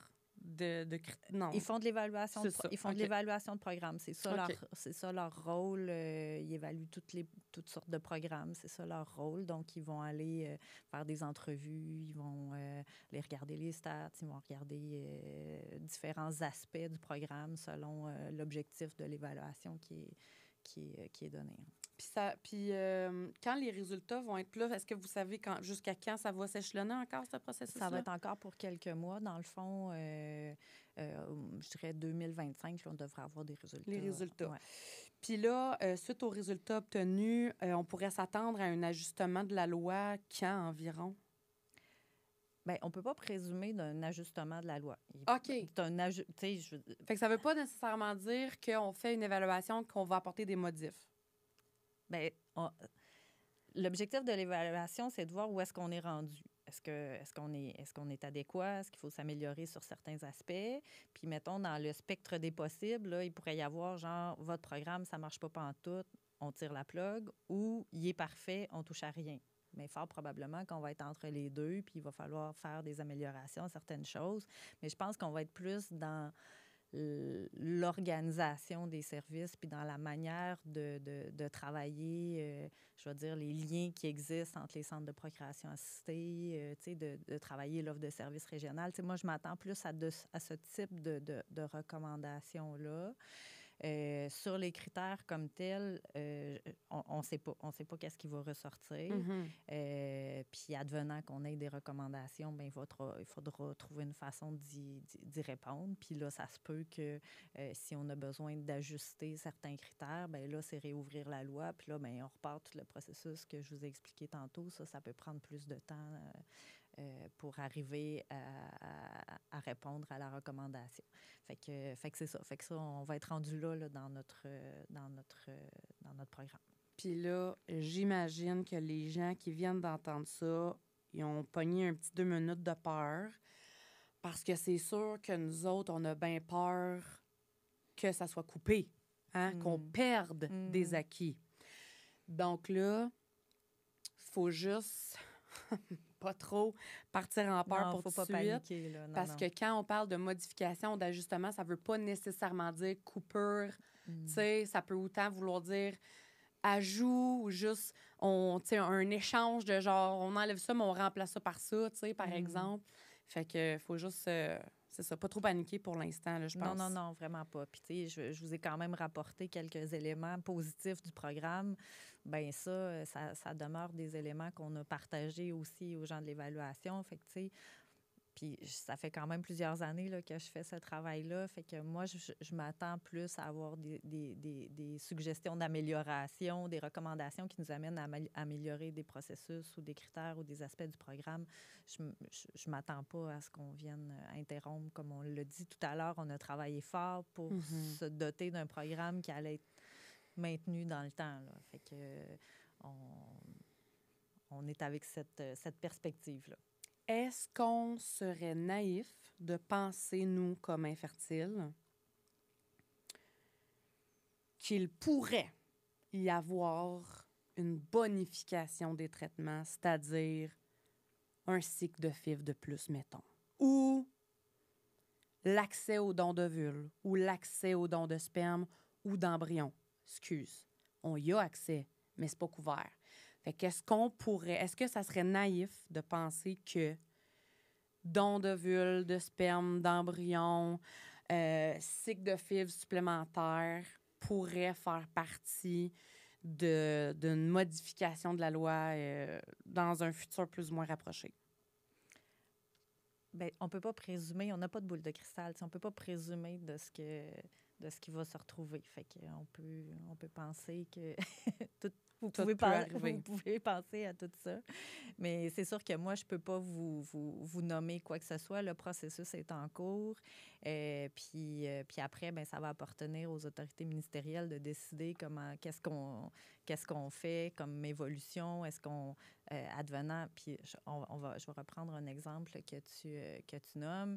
Le don d'ovule, c'est quand même quelque chose qui est pas dans le programme, puis qui est quand même, qui coûte cher, là. Ça coûte cher, le don d'ovule. Donc, advenant qu'on aurait une recommandation qui irait dans ce sens-là, bien, il faudrait après ça la faire autoriser par nos autorités ministérielles, modifier la loi, tout ça, puis s'assurer qu'on a les budgets pour être capable de répondre à tous les besoins qui viendraient avec cette nouvelle modalité-là. Donc, c'est sûr que, tu sais, à chaque fois qu'il y a des ajouts comme ce que tu nommes, il faut être capable de venir voir, on a-tu le budget, on n'a pas le budget, puis on est-tu capable de sécuriser ça dans le temps. Les maudits budgets. C'est quand même important pour des services. C'est des services qui sont coûteux. Fait que c'est sûr qu'il faut... Mais c'est un investissement parce qu'après ça, c'est des enfants qui vont devenir des adultes puis qui vont payer des impôts puis qui vont contribuer à l'économie du futur de demain aussi, là, tu sais. C'est un investissement, c'est pas une dépense. Ben oui, puis c'est pour ça que je vous disais, pour nous, c'est une politique nataliste. Là, fait qu'on est dans cette perspective-là. Mais au final, on n'est pas capable de tout se payer. On n'est pas... Est-ce que vous pouvez, vous, en tant que gens qui travaillez de près avec la population et pour la population, émettre des recommandations au ministre? Tu sais, mettons que le ministre ou la ministre là, vous donne une enveloppe budgétaire puis là, vous dit... ben, tu sais, faites votre possible avec ça, là.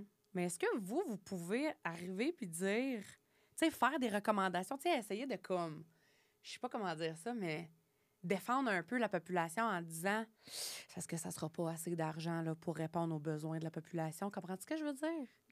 Est-ce que vous pouvez émettre des recommandations où vous avez pas un mot à dire puis c'est comme, le ministre dit que c'est ça, fait que ça va être ça?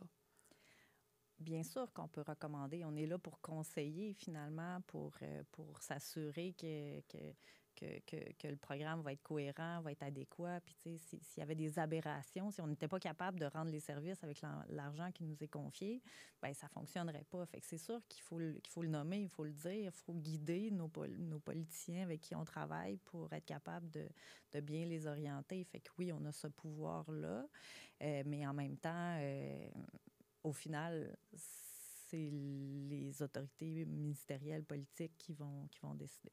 OK. On en parle beaucoup depuis le début de l'épisode.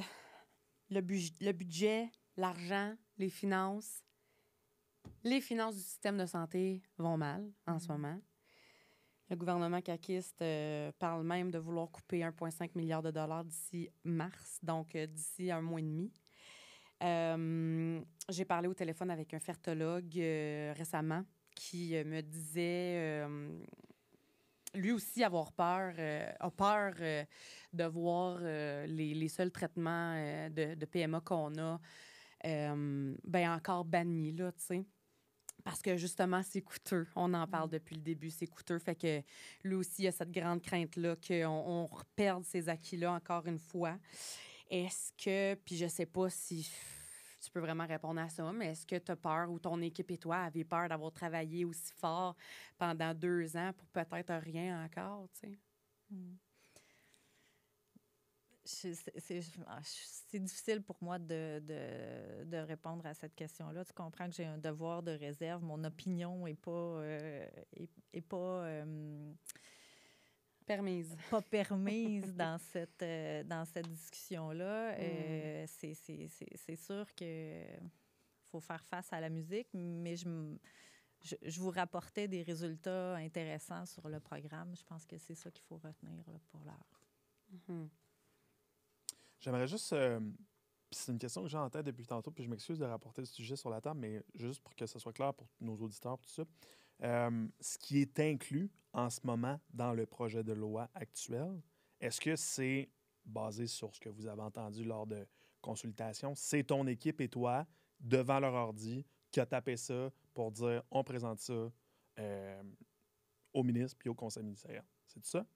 Bien, dans le fond, nous, c'est ça, on est l'équipe qui avons coordonné l'ensemble du processus consultatif, qui avons mis les différents éléments ensemble pour les présenter à nos autorités ministérielles. Donc, oui, on a été l'équipe responsable d'amener le programme à sa conception en fonction des différentes avis qui nous avaient été donnés puis qui avaient été rapportés sur le programme. Là, comme je disais tantôt, il y avait eu beaucoup de documentation déjà sur le sujet. Donc, nous, on a comme synthétisé le tout pour rendre ça présentable, je veux dire, à nos autorités ministérielles qui, eux, ont apporté le saut, finalement, de dire, bien, on prend ça, on ne prend pas ça. Puis, il y a eu quand même des choix qui ont été faits par nos autorités par la suite. Là. Puis on parle d'une équipe de combien de personnes? L'équipe des services mère-enfant. À cette époque-là, je ne sais pas, on était peut-être... on est une direction d'une quinzaine de personnes. Okay. C'est pas 15-20 personnes, c'est pas une grosse direction. Puis les services de procréation assistée, c'est un volet de tout ce qu'on couvre. Je vous rappelais tantôt, santé de la femme, obstétrique, néonat, pédiatrie, planning des naissances. C'est vraiment assez large. Là. Fait que ma petite équipe travaille à tout ça. Je les salue. Ils doivent nous écouter. On les salue. Oui, c'est ça. Puis je pose la question parce que je veux savoir, est-ce qu'au sein de l'équipe à l'interne, il y a des gens qui ont donné leur opinion personnelle parce qu'ils se sont basés sur ce qu'ils ont vécu dans le passé par rapport à un parcours comme ça ou par rapport à... Ou c'est vraiment juste basé sur des consultations, puis vous n'avez pas un mot à dire, vous avez mis ce qui devait être en place, mis en place. Oui, c'est ça. Puis, tu sais, ça, c'est le travail peut-être du fonctionnaire. Tu sais, nous, on n'est pas là pour nos opinions. On n'est pas là pour... bien sûr, notre intelligence est mise à contribution, notre capacité de synthèse, d'analyse, on est là pour ça. Mais notre opinion sur les services, c'est même, tu sais, c'est pas dans notre travail de la mettre de l'avant. Donc, on n'est pas là pour ça. Donc, c'est pas... pendant la rédaction, là, dans un meeting Zoom ou dans un meeting Teams, il n'y a pas personne qui a levé la main pour dire basé sur ce que moi j'ai vécu, il me semble qu'on pourrait pas... Peut-être qu'il n'y a personne qui a vécu d'infertilité dans l'équipe. Là. Ben, je pourrais pas répondre. Je voudrais pas répondre à ça parce Ouais. que c'est pas. OK. Je veux pas mettre de lumière sur ces éléments-là. Je trouve que ça relève de la vie personnelle. Puis c'est pas. OK, parfait. Je préférerais pas répondre à C'est ta correct. question si c'est correct. Mais oui, c'est correct. Comment vous avez fait pour trancher, tu sais? OK, on inclut-tu cette affaire-là ou cette affaire-là? Fait que comment vous avez fait pour, comme, c'est ça, trancher puis décider ce que vous jugiez ce que vous jugiez préférable versus un autre critère, une autre recommandation? Ça a été vraiment un exercice. On l'a dit tantôt, c'est hyper complexe. Ça a été un exercice de mise en relation des différents critères, différentes statistiques entre elles. Tu sais, quand on parlait tantôt, l'âge, ça nous permet d'aller chercher combien de personnes. Si on trace la ligne ici, combien de personnes on couvre, combien de personnes on laisse. Puis, tu sais, je dis ça comme ça, là, mais tu sais, combien de personnes on est capable, à combien de personnes on est capable de donner accès, puis combien de naissances on est capable d'anticiper avec ces critères-là. Donc, on les a traités chacun un à la suite de l'autre, puis après ça, en combinaison, pour essayer de trouver, comme je disais tantôt, la zone où on était capable d'aller chercher le maximum. J'aimerais revenir sur tantôt quand on a parlé, tu sais, des satisfactions, des gens qui se disaient satisfaits du projet de loi. C'est sûr que quand on a des gens satisfaits, il y en a des pas satisfaits. Donc, dans la même mesure où vous avez entendu ou récolté du feedback de gens satisfaits, quelles sont les insatisfactions que vous, ton équipe et toi, entendez depuis que le projet de loi est en vigueur? Bien, tu l'as nommé, c'est sûr qu'à partir du moment où on trace une ligne, il y a des gens, malheureusement, qui se retrouvent de l'autre côté. Fait que c'est sûr qu'à chaque fois qu'il y a un critère, que ce soit l'âge, la stérilisation volontaire, le nombre de cycles, tous ces critères-là qu'on a mis en place, bien, il y a des gens qui, malheureusement, ils répondent pas. Fait que toutes les balises, dans le fond, peuvent autant susciter de la satisfaction que de l'insatisfaction. Exactement. OK. Fait que c'est sûr qu'il y a toujours cette part-là dans un programme gouvernemental. Il y a toujours des contents puis des pas contents. Fait que là, il faut trouver, encore une fois, la zone où on est capable de maintenir l'acceptabilité sociale. Puis ça, c'est le travail de nos politiciens beaucoup aussi, là, de trouver qu'est-ce qui répond à la faveur publique, là.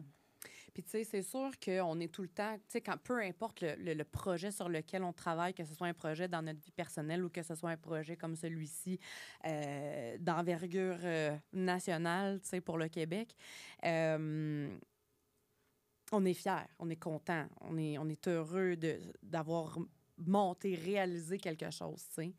Fait que, tu sais, c'est sûr qu'on va avoir peut-être tendance à aimer puis écouter davantage les gens qui sont satisfaits justement de notre travail, mais est-ce qu'on est capable de considérer aussi les insatisfactions avec autant d'importance qu'on considère les gens satisfaits?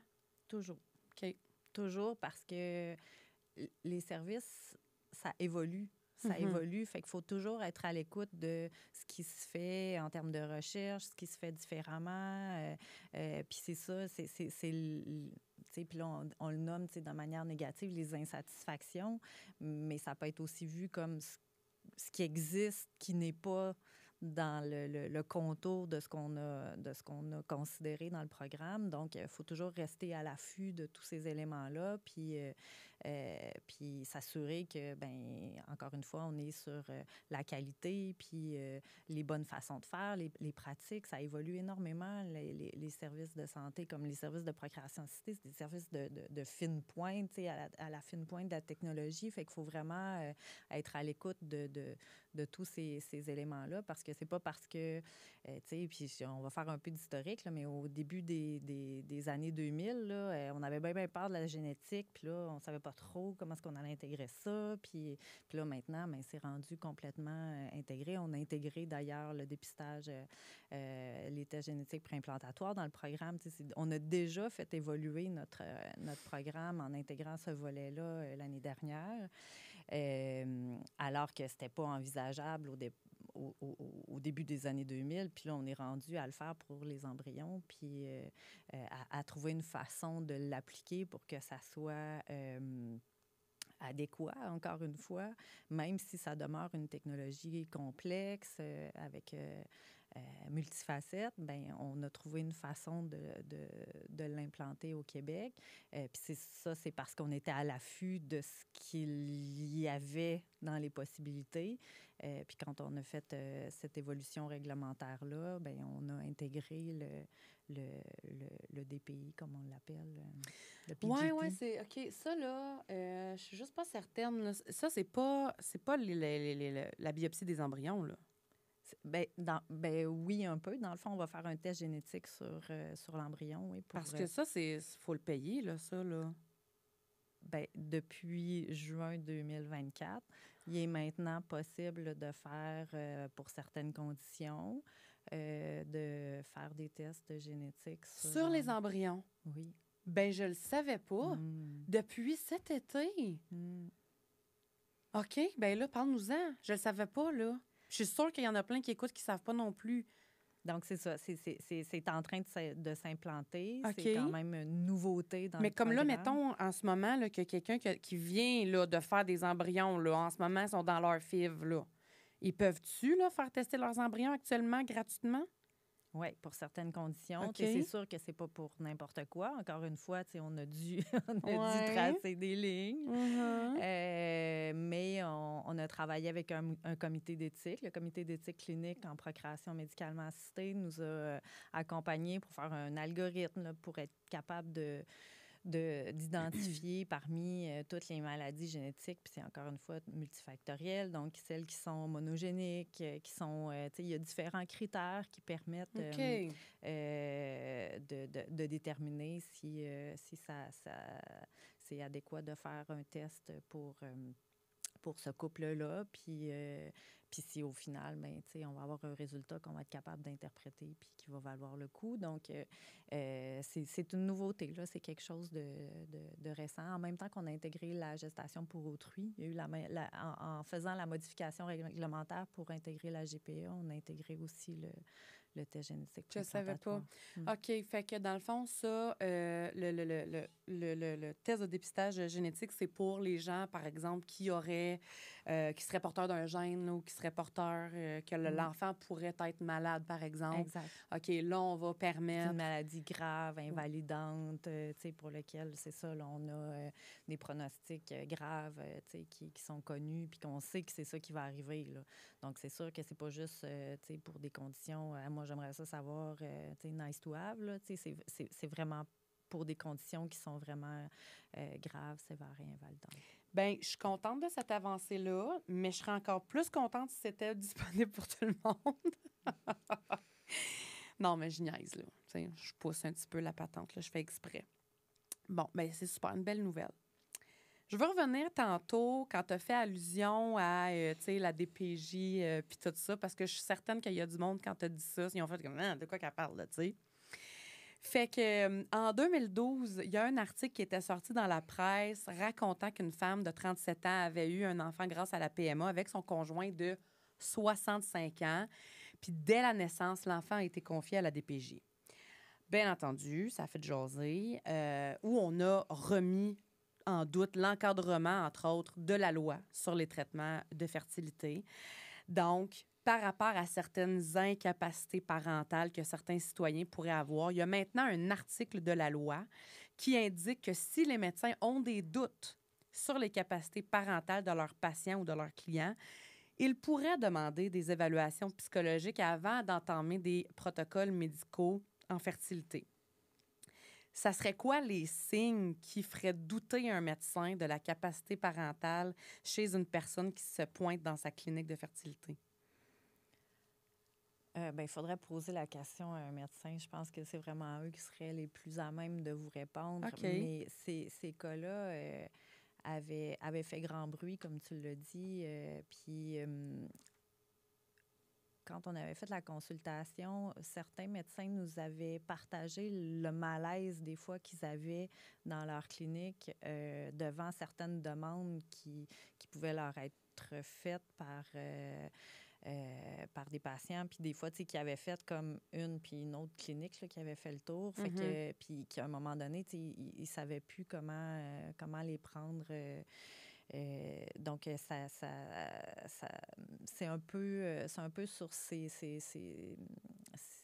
faits-là que l'article en question là, que tu nommes a été élaboré là, pour permettre d'aller chercher un avis supplémentaire parce que, tu sais, encore une fois, là, les médecins sont dans la santé physique, là, tu sais, puis lorsqu'arrivent, tu sais, des enjeux de santé mentale ou en lien avec des enjeux, je vais dire, psychosociaux, là, au-delà de la santé mentale, mais ça peut être aussi sur certains autres aspects, ben ils sont peut-être pas les mieux outillés. Donc là, l'article, ce qui vient leur permettre de faire, c'est de demander à un collègue, un psychologue, un travailleur social, de venir regarder la situation de cette personne-là ou de ce couple-là, de cette famille-là, puis dire, ben là, tu sais, c'est-tu correct? Là? Moi, j'ai comme un petit doute. Fait que, tu sais, peux-tu me donner ton avis? Fait que c'est ce que ça vient faire, finalement, l'article de loi, c'est de leur permettre d'aller chercher cette possibilité-là auquel peut-être les parents étaient réfractaires initialement. Donc là, la loi leur permet de le faire de manière peut-être un peu plus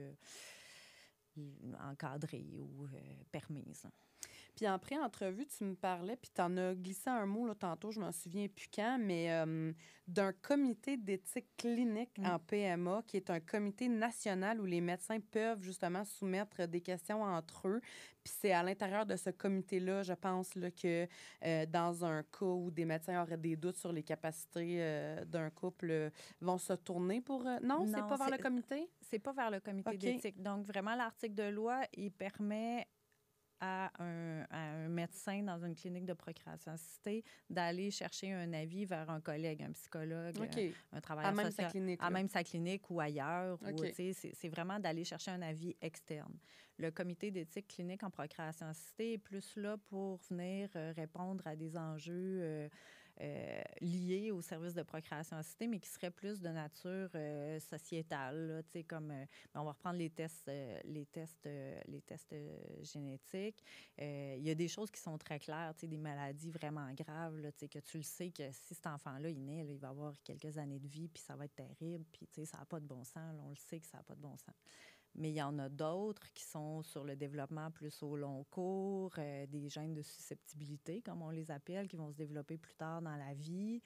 Au cancer, par exemple, on ne sait pas, là, c'est pas noir ou blanc, là, c'est très, très gris, puis gris pâle. Là. Fait que là, comment est-ce qu'on fait pour mettre dans l'algorithme ces différents cas de figure-là? Comment on fait pour répondre à un couple qui nous demande si c'est correct de tester pour son... Fait que, tu sais, ce genre de questions-là qui va avoir un impact vraiment vaste, puis plus au-delà du centre de procréation assistée local. C'est vraiment, ça va avoir un impact, je veux dire, sociétal. Bien, c'est là où le comité d'éthique clinique en procréation assistée peut venir donner un avis éclairant, ou des fois, ça va être justement sur sur l'âge ou sur des mettons, sur des âges très bas, là, mettons, moins de 18 ans. Ou, des trucs où, on est comme à la marge. Puis, les services de procréation assistée, c'est déjà à la marge de certains services de santé. Puis, bien, il y a beaucoup de cas qui sont à la marge de la marge, là. Je comprends. Fait que c'est ça qui peut se retrouver... soumis au comité d'éthique en procréation assistée. Là. Il est là pour soutenir les centres, finalement, puis essayer de les outiller pour ces cas qui sont des fois limites. Là. Puis là, on parle d'un comité national à l'échelle provinciale ou du pays? Provincial. OK, c'est ça. J'ai pas de juridiction à l'extérieur du Québec. Non, c'est ça. Non, mais j'étais comme, ben, tu sais, peut-être qu'ils collaborent avec, tu sais, les autres provinces, puis que, comme, ils peuvent aller chercher l'expertise de tout le monde à travers le pays. Bien, on pourrait toujours... On s'adjoint des fois des experts, là, tu sais. Ce comité-là peut aller chercher des experts. On le fait dernièrement, là, aller chercher des experts en Ontario qui viennent nous soutenir dans la prise de décision, là.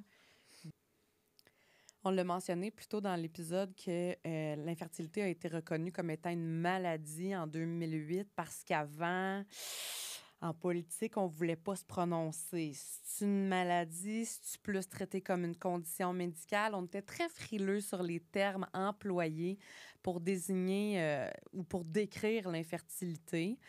Je me demande, dans les bureaux de la fonction publique ou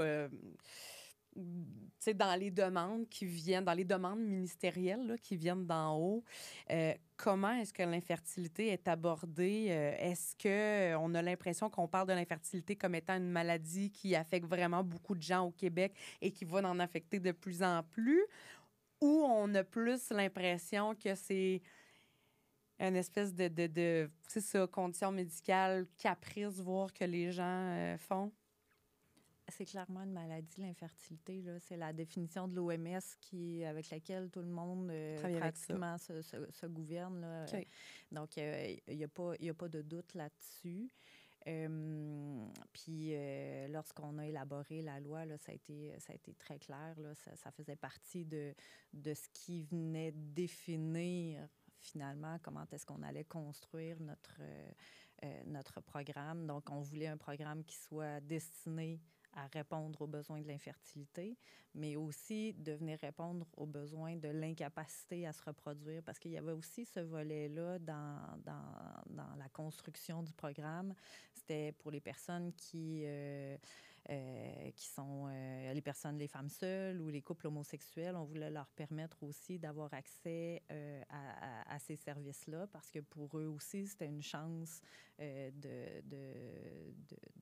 de leur permettre d'avoir accès à un projet parental. Donc, vraiment, on a souhaité avoir un programme qui soit fondé sur la manière dont la société avait évolué, puis la diversité des différents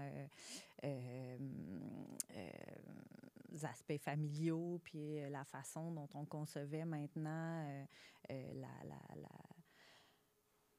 la façon dont on se comporte comme est-ce que c'était tout à fait adéquat là, dans notre vision des choses de permettre à une femme ou à un couple d'aller avoir accès à ces services-là. Puis dans l'exercice, quand on faisait ça, on voulait que ça soit équitable aussi. Puis pour revenir à un cas qui était souvent rapporté, celui de la stérilisation volontaire, où là, tu sais, c'était un couple souvent homme-femme, mais qui se retrouvait défavorisé par rapport à un couple femme-femme qui, eux, auraient eu accès à deux cycles de fécondation in vitro. Fait oui?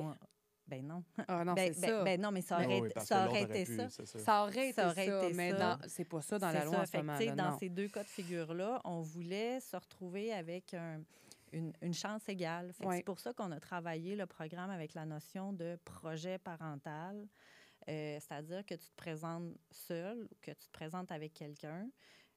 C'est les deux personnes qui vont être considérées. Puis si tu as eu accès, dans le cadre de ton projet parental, tu as eu accès à des services, puis que tu te représentes dans un autre cas de figure avec quelqu'un d'autre, tu as déjà bénéficié. Fait que, tu sais, dans l'idée d'aller rejoindre le plus de gens possible avec le programme, il y a eu ce choix-là là, de le considérer comme un projet parental. Ton projet parental, tu l'as fait. Assure-toi que tu veux le faire avec la bonne personne. Oui, choisis la bonne personne, parce qu'une fois que tu l'as réalisé, ça va être... après, tu sais, ça t'empêche pas, mais ça va être à tes frais avec le crédit d'impôt. Mais le programme, tu sais, le cycle, le fameux cycle ou les 6 inséminations, c'est un projet parental. Tantôt, j'ai nommé le fait que les gens qui vivent de l'infertilité ne sont pas tous d'emblée au courant qu'il y a une couverture sur les traitements en PMA par la RAMQ. La société en général manque, elle aussi, beaucoup d'éducation sur cette maladie du système reproducteur qui touche une personne sur 6, on l'a dit. Si la population québécoise émettait comme souhait qu'on commence la sensibilisation à l'infertilité dès l'école secondaire et qu'on intègre cette éducation-là dans des cours d'éducation sexuelle à même titre qu'on éduque nos jeunes de mettre un condom parce que c'est donc facile de tomber enceinte. Est-ce que vous, mère-enfant ou le ministère, seriez ouvert à collaborer avec le ministère de l'Éducation pour créer un projet d'éducation pour nos jeunes, pour notre société de demain? C'est une très bonne suggestion. Puis dans la réflexion initiale, ça faisait partie des éléments qu'on avait, là, d'amener des campagnes d'information à l'infertilité, puis de venir parler de ce sujet-là. Comme vous le faites, vous faites vraiment, vous participez à ce que ça soit discuté, puis c'est ce qu'on souhaite. Donc oui. Donc oui, c'est tout à fait quelque chose de... Est-ce que c'est déjà en pourparlers? Est-ce que vous avez commencé des discussions par rapport à ça? Ça n'a jamais été, je veux dire, activé dans le sens où, tu sais, c'est des éléments qui avaient été nommés comme intéressants à développer. Mais je dirais que, tu sais, dans toutes les choses qu'on a à faire dans une année, ça n'a pas été priorisé, ça n'a pas été réalisé. Donc, ça demeure quand même... dans la to-do list. Dans la to-do list, assurément, parce que c'est important ce que tu nommes. Au 1er juillet 2023, 21 % de la population québécoise était âgée de 65 ans et plus, une proportion égale à celle des jeunes de moins de 20 ans. Toujours en 2023, le taux de natalité était le plus bas depuis 2005. Avec ces statistiques-là, est-ce que ça ne serait pas pertinent d'améliorer l'accès au traitement de fertilité, comme la PMA, évidemment, pour soutenir les couples dans leur projet familial et de contrer cette tendance démographique? Bien, ce que je peux te dire, c'est que pour nous, c'est une politique nataliste. Je l'ai déjà nommée, là, fait que ça va exactement dans le sens de ce que tu amènes. Bien sûr que ça peut être toujours élargi, bien sûr que ça peut aller plus loin, mais il faut regarder aussi combien on investit pour ça, puis dans les politiques natalistes, là, combien on met dans les congés parentaux, combien on met dans les différents aspects qui soutiennent nos politiques, les CPE, je veux dire, c'est ça les choix gouvernementaux qui sont faits. Puis après, ben, c'est des choix. On décide d'investir là, puis... mais c'est en droite ligne. Le fait d'avoir une politique qui inclut les services de procréation assistée participe à ce que... Puis avec les deux volets, comme j'ai expliqué, le volet infertilité puis incapacité de se reproduire, ça participe à amener plus de bébés. C'est ce qu'on souhaite avec ça. On approche la fin du podcast, puis j'ai pas le choix de vous demander, basé sur ce qui a été inclus dans le projet de loi, basé sur le travail que vous avez fait par rapport à ça, mais aussi basé sur, malheureusement, les cas où on a dû mettre de côté pour se consacrer à aider le plus de gens possible. Quelle note vous donnez sur 10 et pourquoi? C'est une drôle Même de moi, je te question. trouve drôle. Oui, c'est une difficile question. Je pense pas que je vais me donner une note parce que c'est pas je vais dire, dans la nature du travail qu'on réalise de s'auto-évaluer.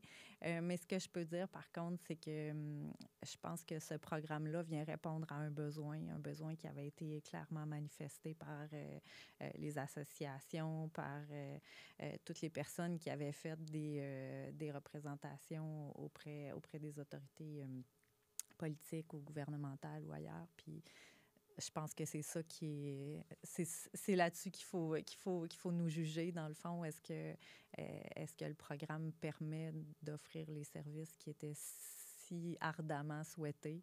Puis après, ben, je vais laisser les gens nous vous donner noter. Une note. C'est ça. Ou l'équipe d'évaluation oui, nous noter. Je comprends. Je vais le dire comme ça. Puis en terminant, la question qui tue. Quel serait ton souhait quant au futur du projet de loi sur la couverture des traitements en procréation médicalement assistée au Québec?